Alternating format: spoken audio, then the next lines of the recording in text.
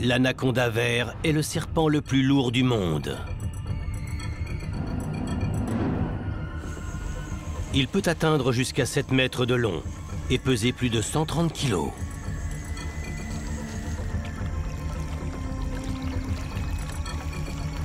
En raison de sa corpulence, il passe le plus clair de son temps dans l'eau ou à proximité.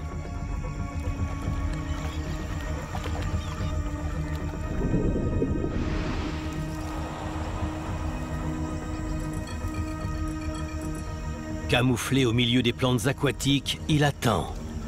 Et généralement, c'est sa proie qui finit par venir à lui.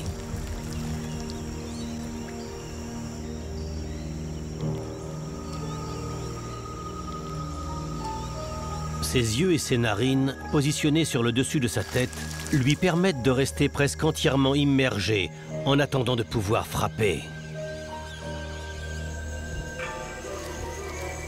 L'anaconda partage ses terres inondées avec le capybara. Pesant généralement plus de 50 kilos, c'est le plus gros rongeur de la planète.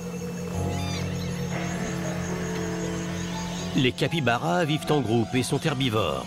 Leur régime alimentaire se compose principalement de plantes aquatiques. Ils passent donc énormément de temps près des cours d'eau.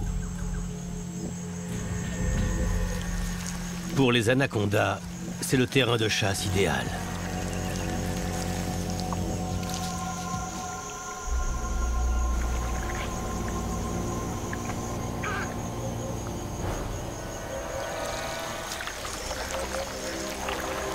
Sous l'eau, le serpent peut observer sans être vu, ne sortant sa tête que le temps nécessaire pour évaluer la distance qui le sépare de sa proie.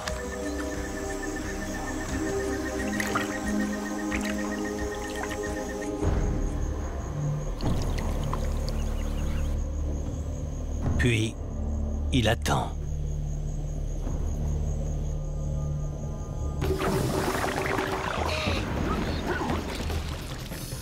Il frappe, plantant ses 6 rangées de dents dans le corps de l'énorme rongeur et s'enroulant autour de lui. Impossible pour le capybara d'en réchapper. Les anacondas ne tuent pas avec du venin. Ce sont des serpents constricteurs. Ils coupent la circulation sanguine de leur proie en les enserrant, ce qui provoque leur arrêt cardiaque. Lorsque le cœur a cessé de battre, ils avalent leur victime tout entière, jusqu'au dernier morceau.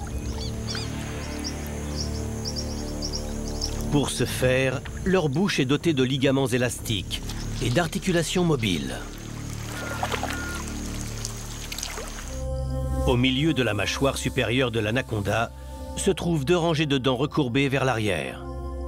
Enfoncées dans le corps de leur proie, ces dents peuvent bouger indépendamment et permettent à la gueule du serpent d'engloutir sa victime.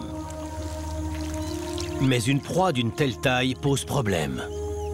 Avec la gueule si étirée, respirer pourrait s'avérer difficile. L'évolution a apporté une solution à cela. La trachée du serpent est poussée vers l'avant depuis l'intérieur de sa gorge et fonctionne alors à la manière d'un tuba, lui permettant de respirer sans effort pendant qu'il avale sa proie. La digestion d'un si gros repas prendra plusieurs semaines.